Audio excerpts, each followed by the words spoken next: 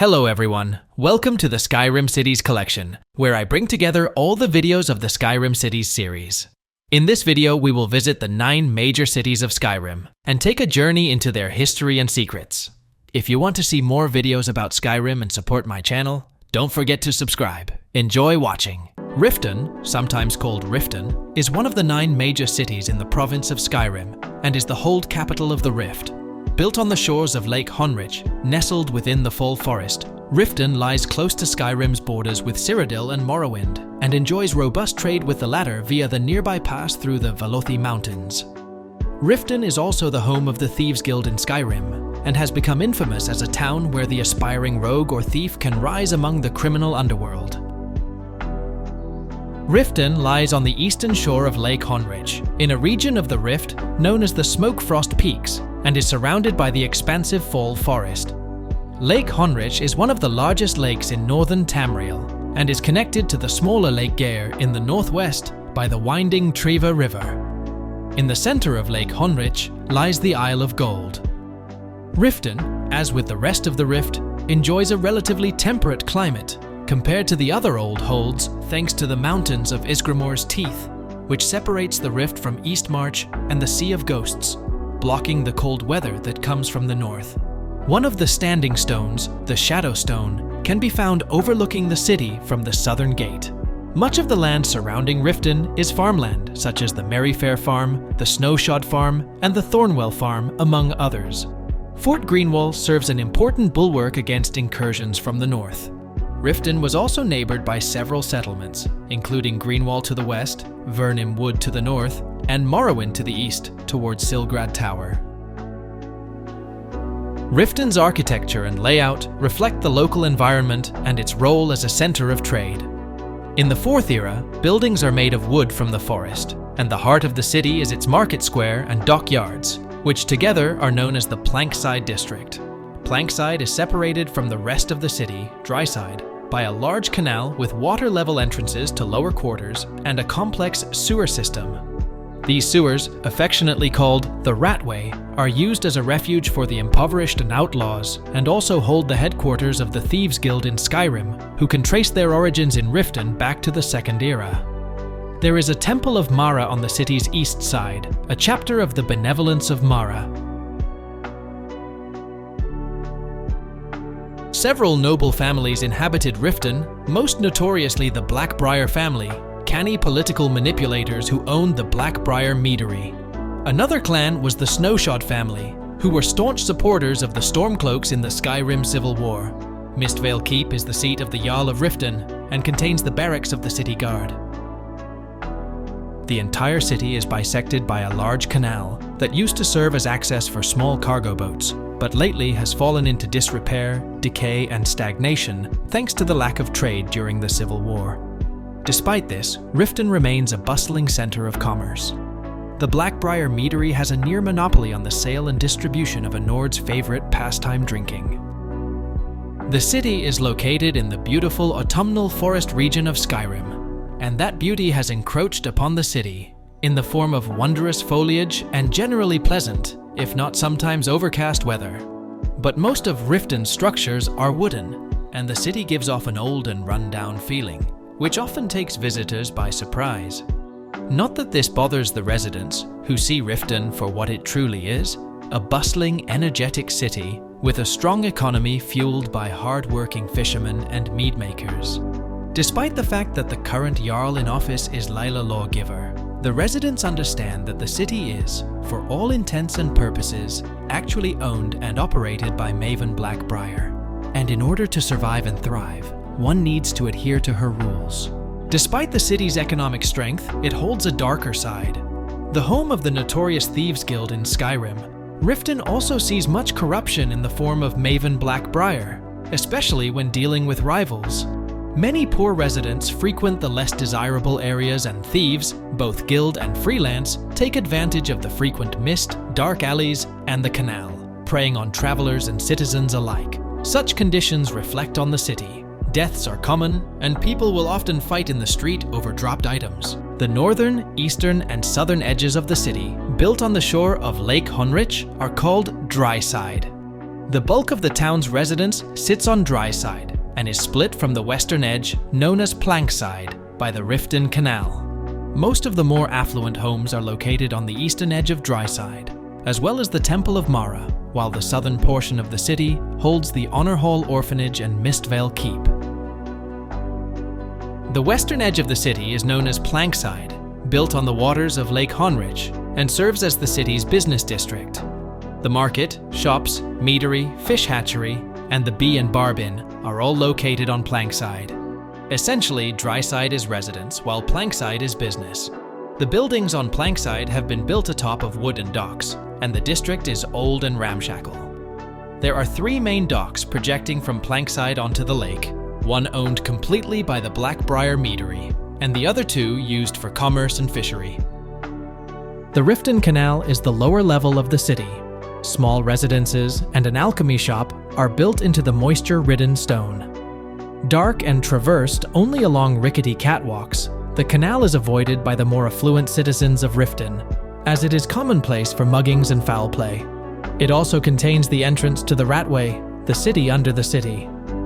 Riften is notorious for being the home of the Thieves Guild, and residents urge travelers away from the sprawling tunnel system. If successfully navigated, one might find the Ragged Flagon, the headquarters of the guild, home to a tavern and several shops of its own. However, that would mean crossing the dark, tight tunnels and avoiding those too dangerous or outcast not to warrant residency in Riften proper or membership in the guild, leaving them to try and survive on their own wherever they can in the Ratway.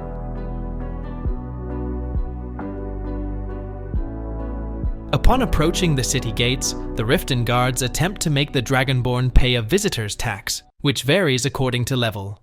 Heard they're reforming Hold the there. Dawn Guard. Before I let you Empire into Hunter or Riften, something. In the you need old to pay fort the near visitor's Riften. tax. Might consider joining. With a high enough speech skill, however, they can persuade or intimidate the guard.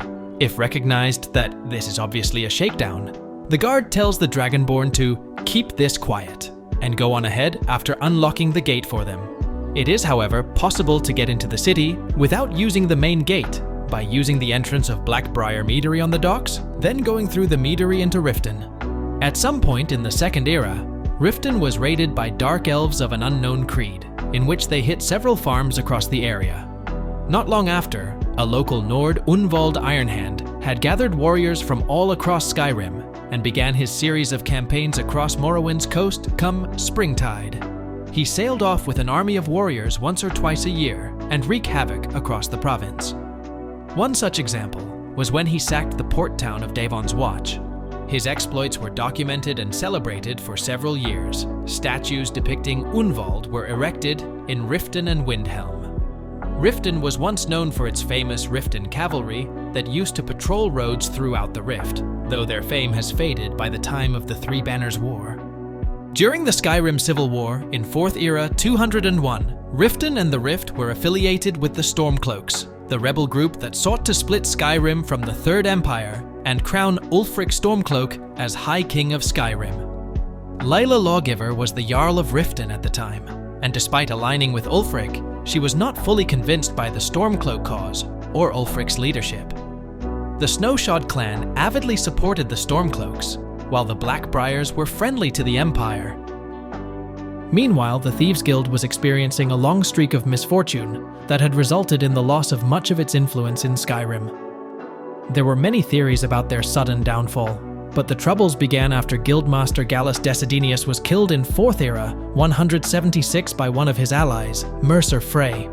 During Gallus's time as the Guildmaster, he maintained relationships with the influential families of Skyrim and kept the Thieves Guild's business safe across the province. With his death, the Thieves Guild had fallen into obscurity, but continued their alliance with the matriarch of the Blackbriar family, Maven Blackbriar. A new recruit eventually helped the Thieves Guild regain its lost glory, expose the murder of Gallus, and reassert itself throughout Skyrim. And finally, we have come to the end of our Story of Skyrim Cities series. I hope you enjoyed this series. If you want to watch more videos containing this kind of information about Skyrim, you can subscribe to my channel. See you in the next video. Goodbye.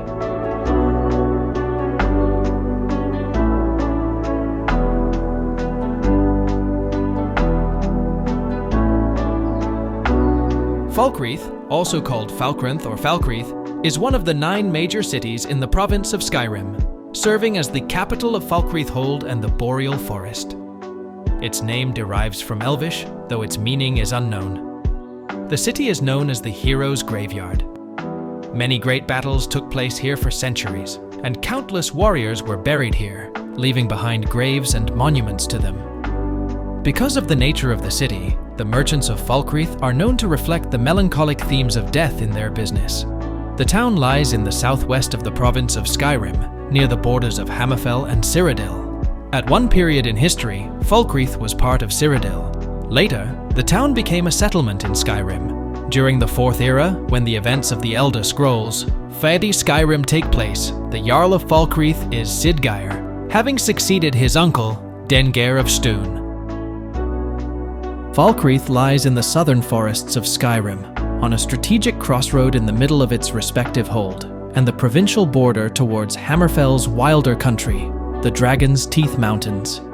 It is built in the forest basin between the Gerall Mountains and the highlands that contain the Shriekwind Bastion, where a small lake forms at the base, suited for a mill in this lumber town. It is a city that is heavily reliant to the lumber industry due to the abundance of resources around them. In the 2nd era, Falkreath was much larger in scope. The Jarl's Longhouse once overlooked the town from the hills in the south, while the original Hall of the Dead was kept underneath the mountains. Nowadays, the current hall was a single home for the priest, as they tended to the expansive graveyard in the city's northern section. The Jarl's Longhouse is stationed in the dead center of the city, on the main road that runs through Falkreath. The land outside of the city is largely unpopulated, but beyond the western gate, the Dark Brotherhood Sanctuary was found just off the road. The Nords of Falkreath are known to master the ability to tame saber cats, who are considered much more feral and wild than the Senchicat. Falkreath is neighbored by several settlements, including Newgrad Watch to the northeast, Northkeep to the far north, and Hammerfell to the west towards Elinhir. The city loans its name from the Elvish language, but whatever connection the Snow Elves had to the area in ancient times is unknown. The earliest allusions to Falkreath come from 2 poetic works of the 1st era, the Adabale, attributed to Morihaus, and the Song of Pelinal, written by various unknown authors. The former work mentions a tribe called the Men of Creath, who were imported from the north as slaves to the Aelids. According to the latter work, Pelinal Whitestrake achieved the liberation and empowerment of the Men of Creath after orchestrating a massacre of elves in the northern holdings, presumably southern Skyrim and northern Cyrodiil. As they are not described as being Nords, the Men of Creath seem to have been a distinct group of humans that were indigenous to the region. Falkreath was founded by ancient Nord warrior Bjarfrud Skjoralmor, who drove out beastly woodland inhabitants and cut down the great forest to build the settlement. Many battles occurred near Falkreath for countless centuries, and many graves and monuments were built to commemorate the fallen. The town essentially grew around its cemeteries. According to the Poetic Edda, Falkreath was one of the places that submitted to Olaf One-Eye as High King of Skyrim. A statue once stood commemorating the spot where Keurig the White fell in battle defending Falkreath from the First Empire. Local legend has it that his son Hogg Merkiller fell in exactly the same spot when he retook Falkreath years later. However, he was known to have actually fallen in the Battle of Glenumbra Moors. Later in the First Era, the Nedic King Kestic may have held sway over the Falkreath area, as evidenced by his epithet, the Forest King. He was the last to hold this title, as the Nedic civilization of the Deathlands fell with the arrival of the Ra Gada in First Era 808. Falkreath's history is intertwined with that of Colovia, as control of Falkreath often shifted between the Colovian estates and the holds of Skyrim. The earliest account of this was during an interregnum between the First and Second Empires, when the Colovian nations had split apart from each other and their leaders became thief barons and petty kings. That was until the arrival of Remenon and the formation of his empire, although Falkreath's role during this time is unknown. With the death of High King Logrolf in Second Era, 431, Skyrim split into eastern and western parts. The Western Kingdom, which included Falkreath, followed High King Svarter, who ruled from Solitude. The Skjoralmor clan, descended from Bjarfrud Skjoralmor, ruled as Jarls of Falkreath during the interregnum, and were aligned with the Western Kingdom. In the latter years of the interregnum, Falkreath was once again part of the Colovian estates, who were also split into petty kings and warlords, while the divided kingdoms of Skyrim had dissolved. King Culhwch of Falkreath sought to unify the estates, but in order to move forward, he needed to secure his northern border towards the Reach. His prized general, Hjalti Earlybeard, led his forces at the Battle of Old Hroldan, but as the siege proved that breaking the walls was impossible, the next morning he used his Thuum to obliterate it and win the battle. With this newfound power, King Culhwch unified the west and conquered the east, preparing to proclaim himself emperor. But he was later assassinated, and Hjalti, now known as Tiber Septim, was named the emperor. What followed was the Tiber War. During the imperial simulacrum in the late Third Era, the city-state of Falkreath was an active settlement. It was ruled by King Bjeld, and it had a rivalry with Whiterun. When the Oblivion Crisis broke out in 3 and Era 433, Skyrim was under siege and faced severe casualties, where it was said everything between Falkreath and Windhelm was laid waste by the Daedric hordes. Dengir of Stune served as the Jarl of Falkreath in the years that preceded the Skyrim Civil War. He was encouraged by many people to step down as the Jarl when he supported the rebellious Stormcloaks, as opposed to the Third Empire. The position of leader of Falkreath was then given to his nephew, Sidgeir, who was known to be arrogant yet loyal to the Empire, although it was his steward Nenya that fulfilled the role as leader much more than him. Legate Skulnar commanded the Imperial Legion throughout Falkreath Hold, and the stronghold of Fort Newgrad was a vital position for Falkreath's allegiance in the Civil War.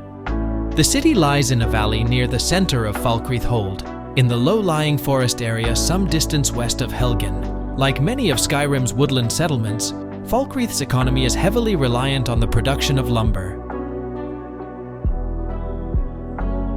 It is one of the smaller major cities, with no real walls surrounding it and not many buildings.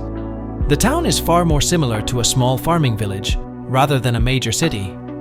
The Hammerfell border can be accessed by road a short walk west of the city. Since they were constantly living alongside the dead, the people of Falkreath gave many of their shops and other buildings names related to death.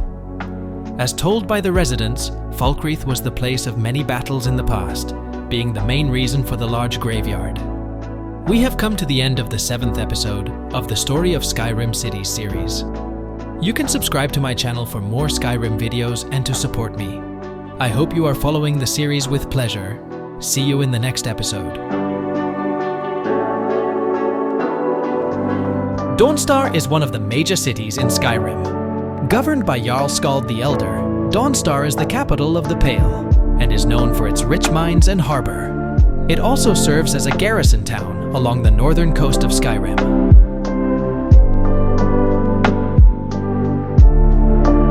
Dawnstar is one of the colder settlements in Skyrim, along with Winterhold and Windhelm, as it resides in perpetual snow and ice. Fort Dunstad is located to the southeast, near the Hall of the Vigilant and the border with Winterhold. The settlement seemingly got its name due to its reputation for greeting the sun as it begins its journey. It has historically been troubled by the Ice Tribes and Gehennoth. Dawnstar has a history of being the site of battles that have crippled the fate of the Empire.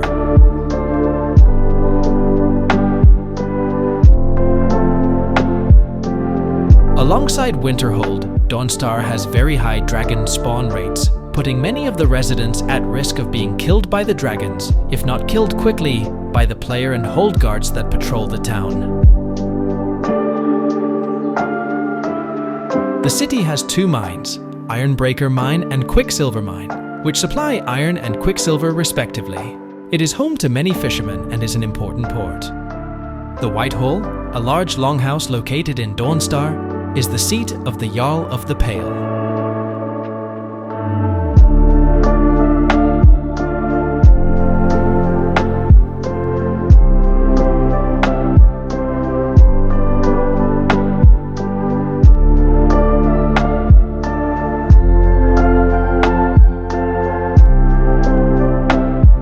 The Tower of Dawn, also called Nightcaller Temple, is a ruined military fort, often used as a place of worship, which sits upon a clifftop overlooking the town. A small lighthouse sits atop a hill just east of town.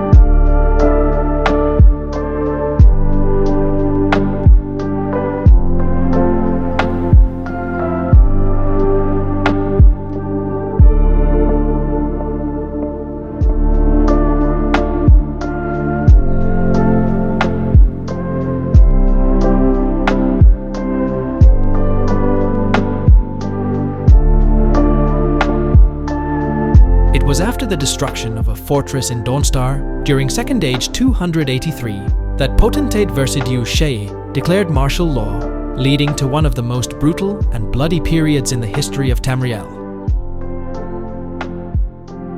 This also led to the creation of the Fighters Guild, Mages Guild, and Thieves Guild during the Guilds Act.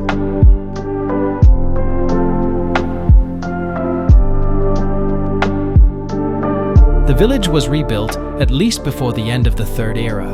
However, it is noted in the Pocket Guide to the Empire, 3rd edition, Skyrim, that Makala was the Queen of Dawnstar and had married King Thaian of Solitude. Around 4th Age 201, Dawnstar's citizens were suffering from a series of nightmares by the Skull of Corruption, Daedric artifact of the Daedric Prince Vermina.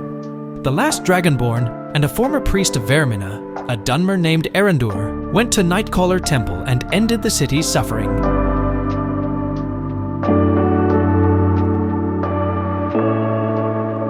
We have come to the end of this episode. Thank you to everyone who watched this far. See you on the next city trip.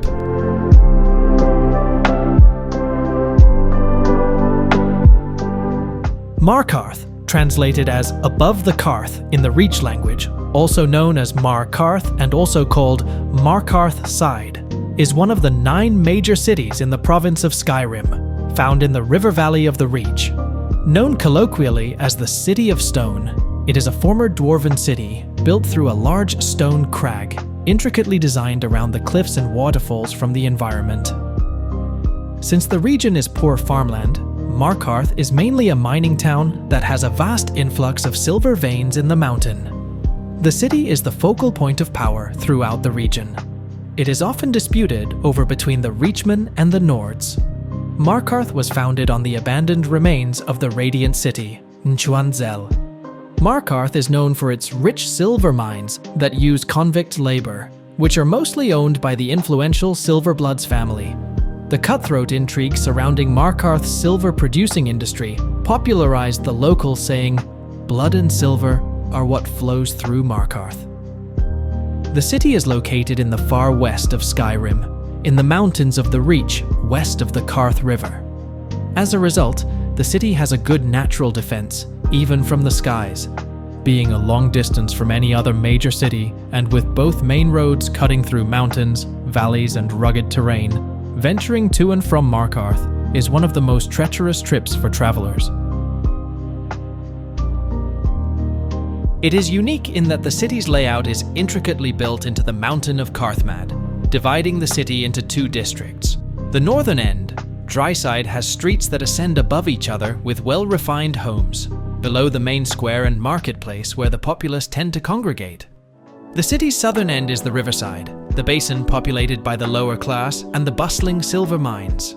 These districts meet each other at either end of the city, at the main gates on the east side, while on the west side, they ascend high towards the top of the crag and at Understone Keep, which contains the Mournful Throne, the seat of power in the Reach. The precipices between the keep and the riverside contain the city's smithy and other important places, like the local crypt and the Markarth ruins. There is an ornate temple on the highest peak of the crag that has been used for different deities. It has been known as Shrine of the Hunt Father and used by the cult of Hircine during the Reach's independence in the Second Era, whereas, under the Third Empire, it contained the local chapter of the House of Dibella. Underneath the crag are the slums of Markarth, known as the Warrens, which is a collapsed hallway with campfires bearing minimal light. During Reachfolk rule of the city, Warrens were not in ruin and known as the Underhall, and functioned as hub of commerce and craftsmanship. Markarth's side is neighbored by several settlements, including Dragonbridge to the north and Snowhawk to the south. Markarth's earliest history dates back to the early First Era, when it was known as Enchuan Zel, a prosperous Dwemer stronghold that was built into the mountain Karthmad. It was well known for its formidable defenses and great storage halls. Like many other Dwemer cities in Skyrim, it was sacked during the campaigns of High King Gelir, and it was also conquered by Ryan Direni and his legions sometime during the Alessian reforms, but it was not completely abandoned until First Era 700, when the entire Dwemer race disappeared from existence.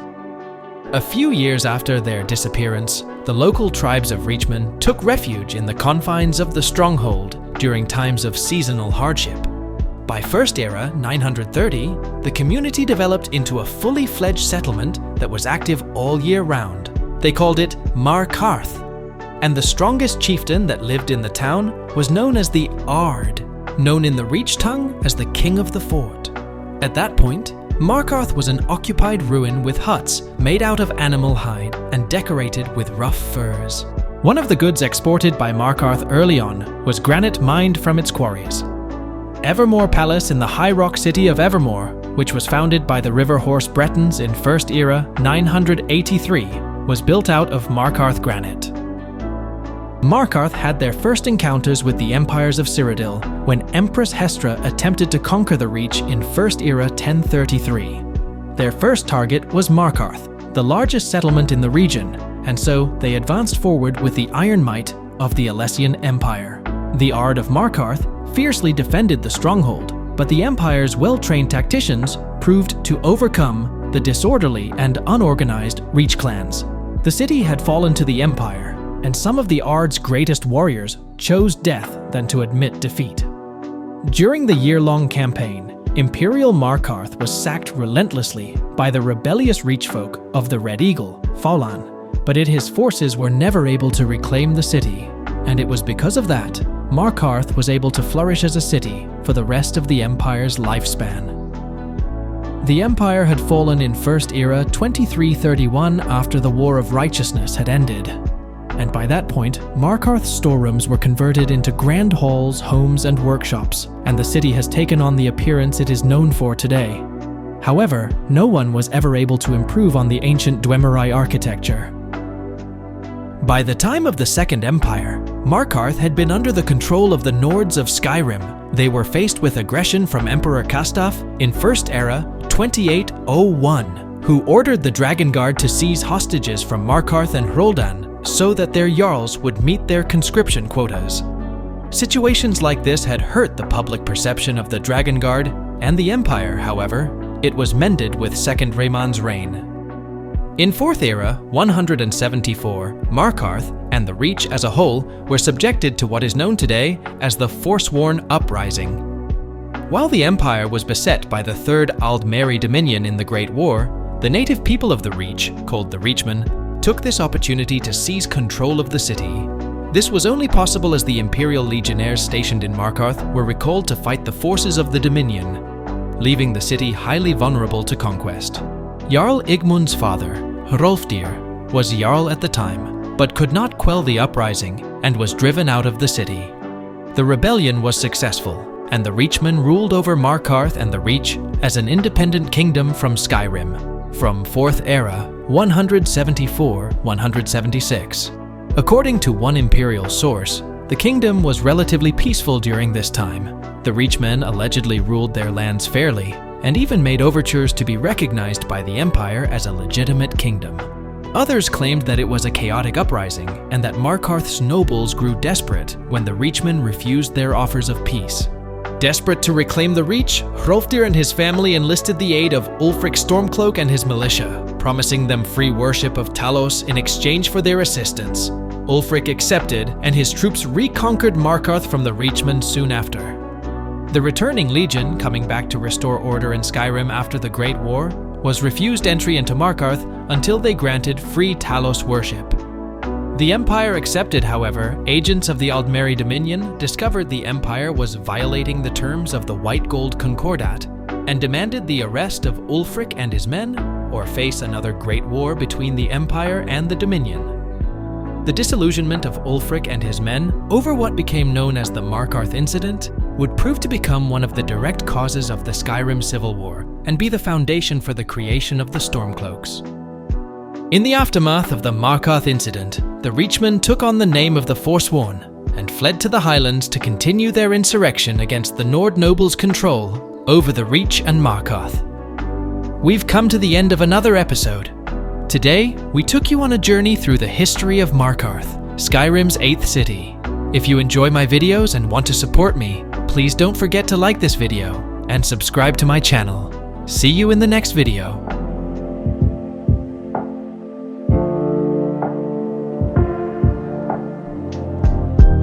Morthal is a small city in Skyrim located in the dense Dreikmere marsh of Hjalmarch. Its ruling jarl is Idgrod Ravencrone.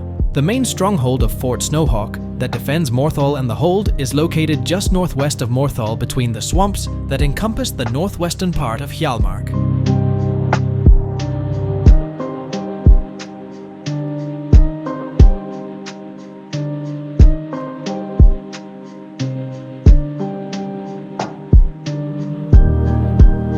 Morthal, said to be named after the great Atmoran hero, Morihaus, lies deep in the marsh, a foreboding area of Hjalmarch, isolated from other villages, and shrouded by a constant and ominous fog.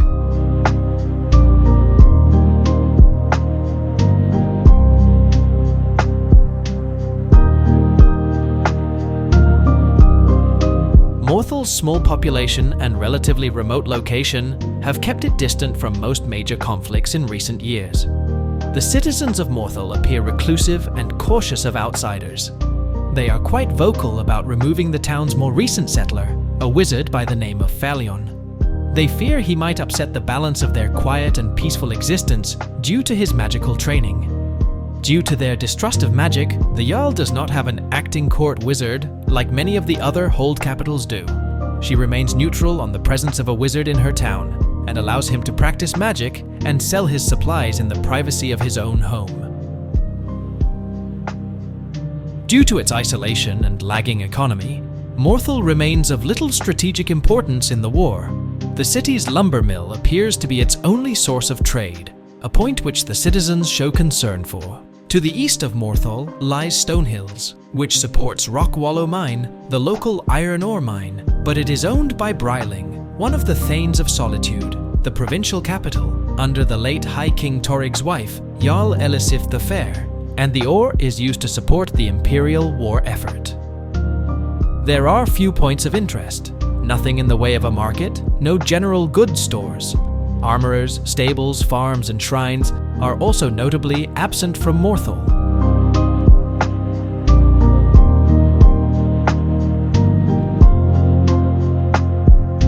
However, there is an alchemy shop and an inn where travelers passing through can look for work, rest, and hear the latest rumors. The citizens will often speak of strange sounds, lights, and shadows in the shrouded fog of the marshes at night.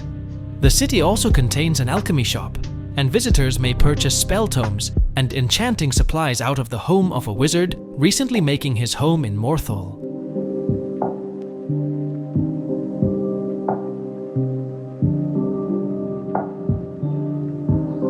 The town also houses a guardhouse for an imperial legate stationed within. Hjalmarch and its capital are under imperial control. There's not much to do in Morthal, but herbalists and alchemists will find a bounty of deathbell, swamp fungal pods, mudcrab chitin, chorus chitin, and giant lichen in the vast expanses of swamp and marsh immediately surrounding Morthal. First-time visitors to the town may notice an untended, burnt-down house on one edge of the town, collecting fresh snowfall near the Moorside Inn. Many of Morthal's residents can be overheard gossiping about the wife and child burned alive in their home, and suspect foul play after noting the husband immediately moved in with another woman the following night. Behind the burned-down house, there exists a small cemetery.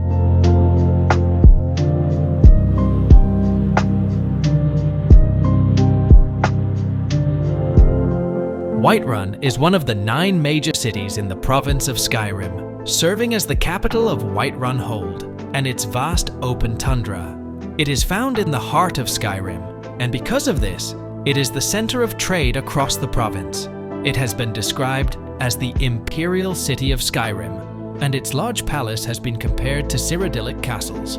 It has a rich and important history that dates back to the 500 Companions, and is the site the mythical forge known as the Skyforge. In the dragon language, the city is known as Ahrol Sedova, which means Hill of Dragon. The Jarl traditionally rules from a crystalline throne in the castle of Dragon's Reach, which overlooks the entire city. Whiterun is situated between the White River Gorge and the grassy tundra of Whiterun Hold, an open expanse that reaches as far as the eye can see, from the city to the edge of the hold. It is ideal hunting ground for the local hunters and pasture for the farmers. East of the city is the White River, as well as the crossroad that goes in 4 directions. The north and east road goes up the White River and through the mountain passes until they reach Skyrim's cold fringe. The south path goes up the hills into forested country and eventually the borders of Skyrim. Finally, the west path runs along Whiterun's southern face and a creek where the city's sewers empty in. Along the way are farmsteads and fork that goes either directly into the city or further into the plains. Whiterun is well fortified. The road into the city is a fortified hill with 3 layers of gate, and the rest of the city is surrounded by a thick stone wall laden with small watchtowers. Whiterun is neighboured by several settlements, including Blackmoor to the west, Lanetar Dale to the northeast, Nimmelton City to the southeast, and Riverwood to the south.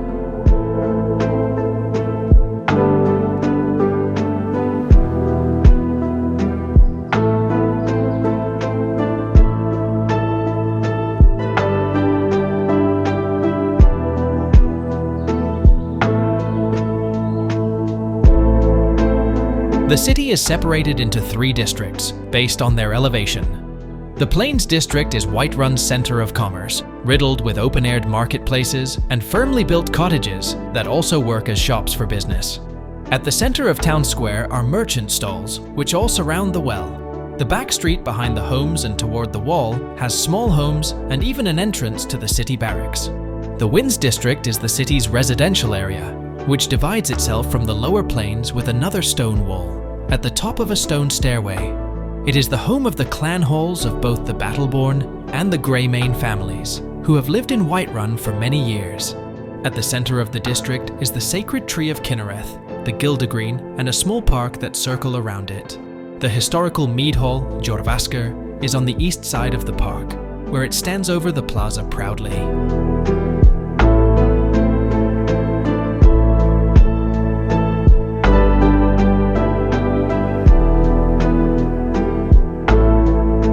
The highest tier in Whiterun is the Clouds District, where not many people get to often. The only thing here is the Jarl's seat of power, Dragon's Reach, which stands mighty above everything across the hold.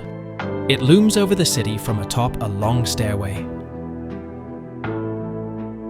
During the Skyrim Civil War in 4th Age 201, Whiterun was ruled by Jarl Balgruf the Greater, who was the only Jarl to be neutral in the conflict. However, Whiterun played a much more significant role in the concurrent dragon crisis.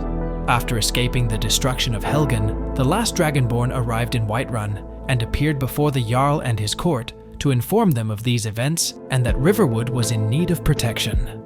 The Jarl sent a battalion of his guardsmen to protect the town and later enlisted the Dragonborn for later endeavors related to the dragons. Whiterun was once considered Skyrim's equivalent of the Imperial City, but in recent times has suffered from many problems. The Civil War, excessively harsh winters, harassment by Horm bandits, and the attacks of frost trolls have diminished the once proud city. It's a strategic city for both the Imperial Legion and the Stormcloaks because of its central location. However, Jarl Balgruf the Greater remains neutral in the conflict. Whiterun is home to the Companions, a faction similar to the Fighters Guild of Cyrodiil. Their headquarters are in Jorvaskr, a legendary mead hall that was built next to the Skyforge, an ancient forge that is said to be older than both men and elves. The city of Whiterun itself was built around Jorvaskr, which attracts warriors from all across Tamriel.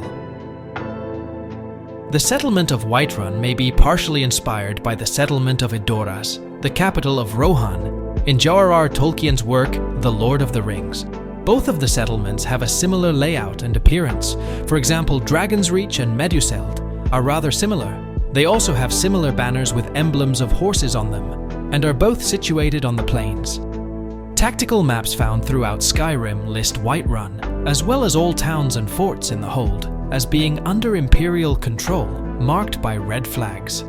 The Age of Aggression, a pro-Imperial song, is sung by bards in Whiterun Hold. This song is not present in Stormcloak territories. Down with Ulfric, the killer of kings. On the day of your death we will drink and we'll sing. Sometimes, after attacking a Whiterun guard, they will say, "Fool! The Imperial Legion will have your blood."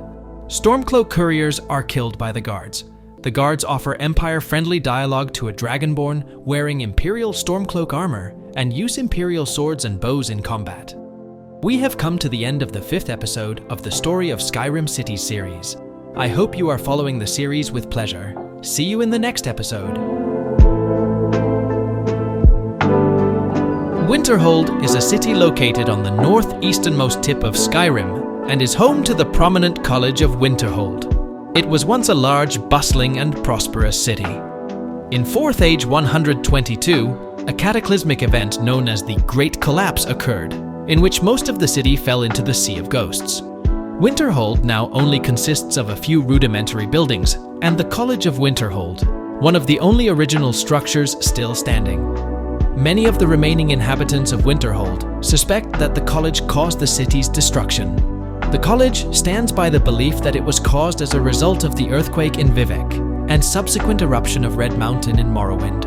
The few remaining residents of Winterhold can usually be found drinking their sorrows away in the frozen hearth, and most of these characters can point you to local quests. Birna at Birna's Oddments can also sell you the Coral Dragon Claw for 50 septims, which you will need to investigate Ingol Barrow further. For the longest time, Winterhold served as the capital of Skyrim, one with a rich and illustrious history, and even in its prime, it rivaled Solitude to the west. Winterhold is built on Sherrick Head, the very tip of the Broken Cape, and where Ysgramor first landed in Skyrim. From the south, the city is protected by a mountain range that spans across the northern Old Holds and is surrounded by glaciers of the icefields on virtually all other sides. Despite the fact that the city is located on the coast and its people commonly work out of the sea, the city is built far above the shore, and it is a very steep drop below. But at some point, Winterhold had a port, and the island, Olenveld, was a summer day's sail from the city.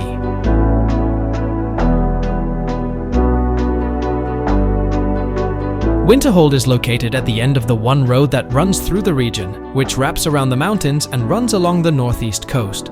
The College of Winterhold is separated from the rest of the settlement by a deep ravine and connected to it via a narrow stone bridge. Winterhold is neighbored by several settlements, including Amol to the south-southeast, Dawnstar to the west, and Hellarken Creek to the southwest.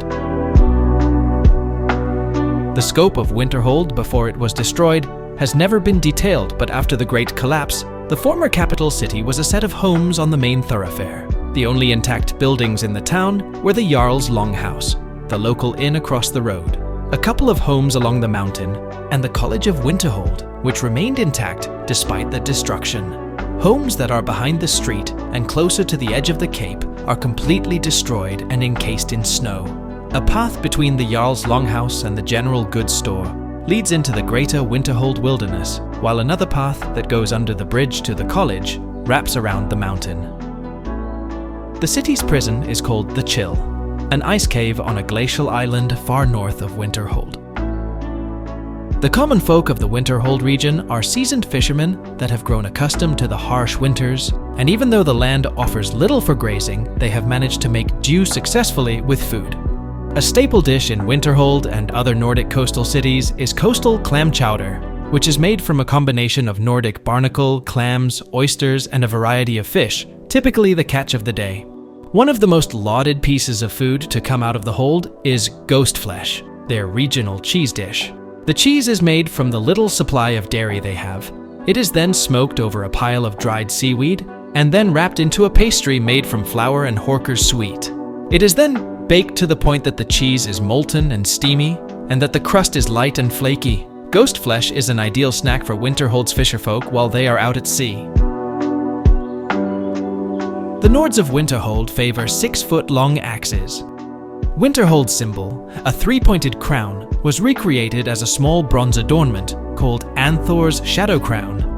It was worn by the master of hidden arcane knowledge in the city, and some people even say that it never saw use in anything other than secret meetings. But the Second Era author Talion Mythmaker doubts it. Other similar adornments are the Dawn's Eye Crown, which features the eye of Winterhold's college, and the Shrouded Crown. In 4th Age 122, a seemingly never-ending series of storms lashed out at the northern coast of Skyrim, eventually causing most of the city to erode alarmingly fast and be washed away into the Sea of Ghosts. This event is now known as the Great Collapse.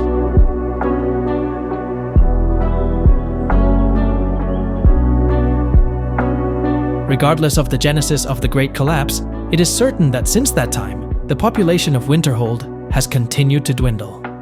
Other than the college, only a handful of buildings still stand. What remains of the town's economy is based around serving the needs of the college. As such, Winterhold has become something of a haven for mages in Skyrim, a safe refuge from distrustful Nords. The College of Winterhold is a school for magic in the city of Winterhold. Its campus is imposing and fortress-like, arranged around a large central courtyard and reachable only across a narrow stone bridge. It functions much like the Mages Guild in other parts of Tamriel, but is a resolutely independent establishment separate from the guild. The college holds documents dating back as far as the late Second Era, though the college itself is even older. It is said to have been founded in the First Era by the legendary mage Shalidor, although it is one of many dubious feats attributed to him. One of the oldest reliable mentions of the college comes from the early Second Era. Let's save more about the college for another video. Winterhold is set to experience a 100% chance of snowfall. It will always be snowing, even if the Clear Skies shout is used. There is no jail in Winterhold. Instead, criminals are exiled to a cave far to the north of the town called the Chill, guarded by 4 frost Atronachs. Guards will also mention this when you agree to go to prison by saying, "Ha! Enjoy the chill."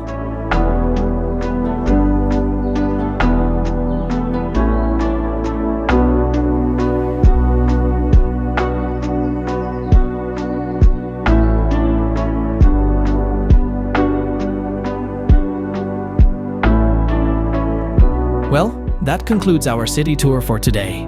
Thank you for watching. I hope you enjoyed it. Hope to see you in the next episode. Take care.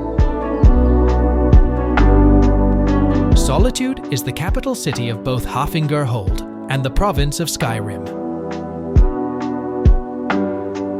Currently ruled by Jarl Elisif the Fair, widow of the late High King Torrig, it is the headquarters of the Imperial Legion stationed in Skyrim. General Tullius commands the Imperial army from the stone-walled Castle Dower, with his second-in-command, Legate Ricca.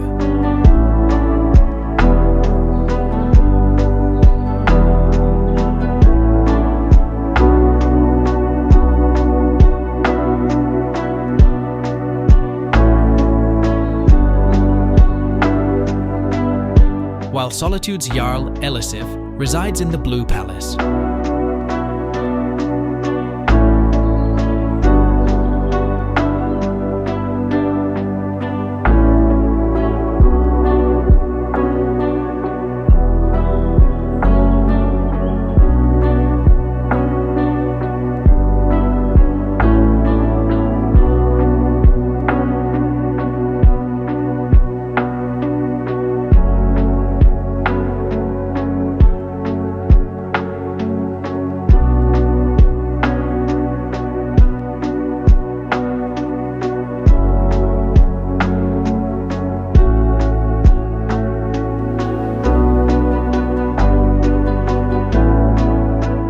Have an embassy hidden in the nearby mountains.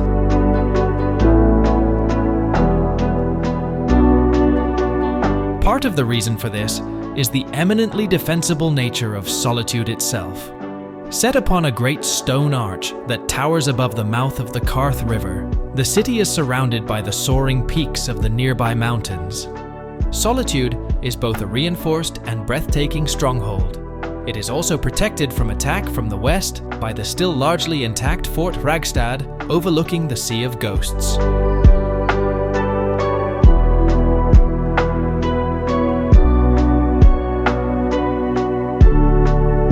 Solitude is also a major shipping port and important imperial supply line. Solitude sits on a natural arch, giving its port much-needed shelter from the strong winds of the Ghost Sea.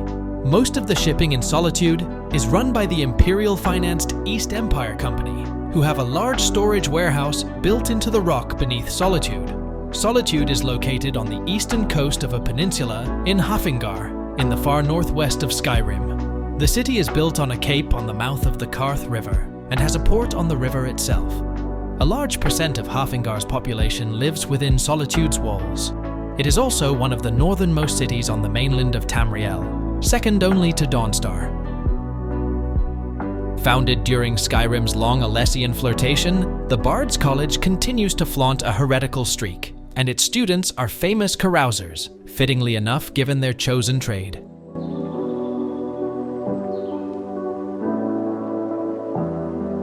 Students yearly invade the marketplace for a week of revelry, the climax of which is the famous burning of King Olaf in effigy, possibly a now forgotten contender in the War of Succession. We drink to our youth, to the days come and gone, for the age of aggression is just about done. Graduates have no trouble finding employment in noble households across Tamriel, including the restored imperial court in Cyrodiil, but many still choose to follow in the wandering footsteps of illustrious alumni, such as Kalissos and Morichelis. Students may apply at any time, but should have a good knowledge of speech. Windhelm, the City of Kings, or Ysgramor's city, is a city in northeastern Skyrim, close to the border with Morrowind, and is the only substantial city in the Hold of Eastmarch. It is not only the oldest extant city in Skyrim, the oldest city being Sarthol, but it does hold the title of being the oldest continuously inhabited human settlement in Tamriel. Windhelm was once the capital of the First Empire of the Nords, and the old palace of the Ysgramor dynasty, the Palace of the Kings, still stands in the center of the city.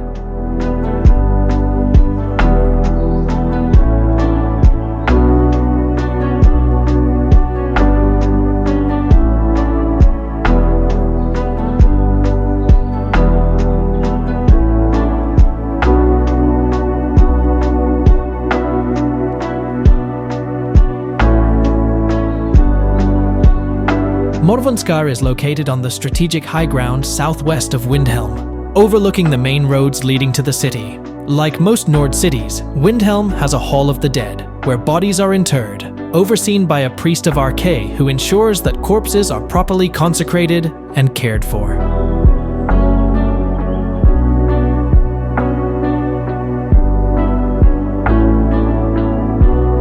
The city's arena is known as the Hall of Trials. Windhelm was founded by the legendary Ysgramor and the crew of his ship, the Ylgrimet, following the Battle of the Mosring in the late Merethic era. According to Nordic tradition, after the 500 companions disbanded, the Ylgrimet's crew stumbled upon the barrow of Ingol, Ysgramor's son. When Ysgramor looked south and saw where the White River flowed into the Sea of Ghosts, he decreed that a great city should be built there to serve as a monument to the glories of mankind. A place from where he could gaze upon the hill of Angol's Barrow, and a gateway to guard Skyrim's interior against incursion via the river. It was built by snow elf slaves of the early Nords. The city's Great Bridge was designed to allow a vigilant watch on the White River for elven attacks, and Ysgramor's palace, the Palace of the Kings, towered over the city to show man's dominion over the very winds that had caused Ingol's death on the voyage from Atmora. An elaborate tomb was built in the catacombs beneath Windhelm to serve as Ysgramor's final resting place upon his death, but was never used because he chose to be buried by the sea.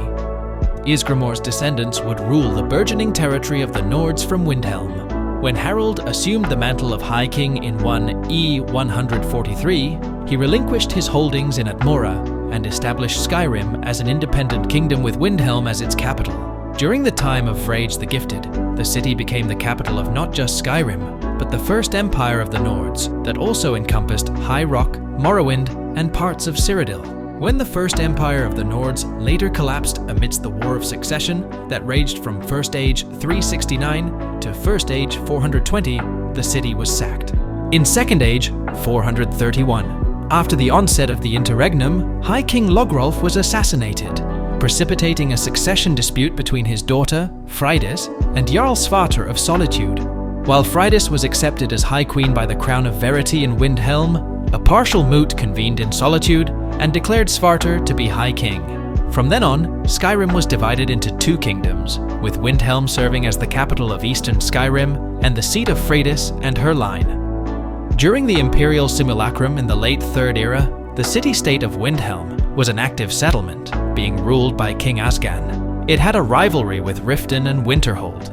It was neighbored by several settlements, including Amol to the west, Dragonwood to the south, Lanetar Dale to the southwest, and Morrowind to the east towards Cormar View.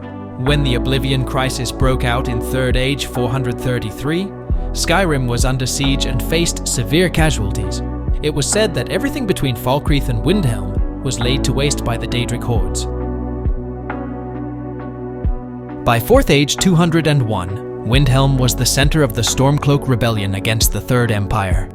Jarl Ulfric Stormcloak, leader of the rebellion, sought to liberate Skyrim from imperial control to protect the traditional Nord way of life and restore the right to worship Talos, which had been banned empire-wide by the White Gold Concordat. In open defiance of the ban, Windhelm's Temple of Talos was kept open throughout the conflict with the Empire.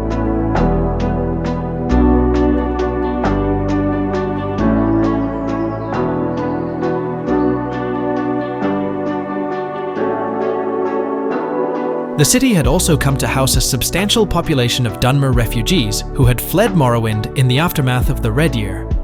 The elves were relegated to the city's rundown Snow Quarter, later named the Grey Quarter after the Dunmer refugees, and face constant suspicion from the xenophobic local Nords. Argonians are also segregated from the Nord population and are forced to live at the Argonian assemblage at the city docks. A decree by Ulfric Stormcloak forbidding the Argonians from living within the city's walls also exists. If the Imperial Legion takes over Windhelm, Brunwulf Freewinter becomes Jarl. As a supporter of both the Dunmer and Argonians, he believes that the Argonians should remain outside of the city for their own safety. Because most of the folk in the city believe, as Ulfric did, that outsiders should not be trusted. As a result of the treatment they face at the hands of the Nords, the Argonians point out how their lives are difficult, and how the Nords do not appreciate them.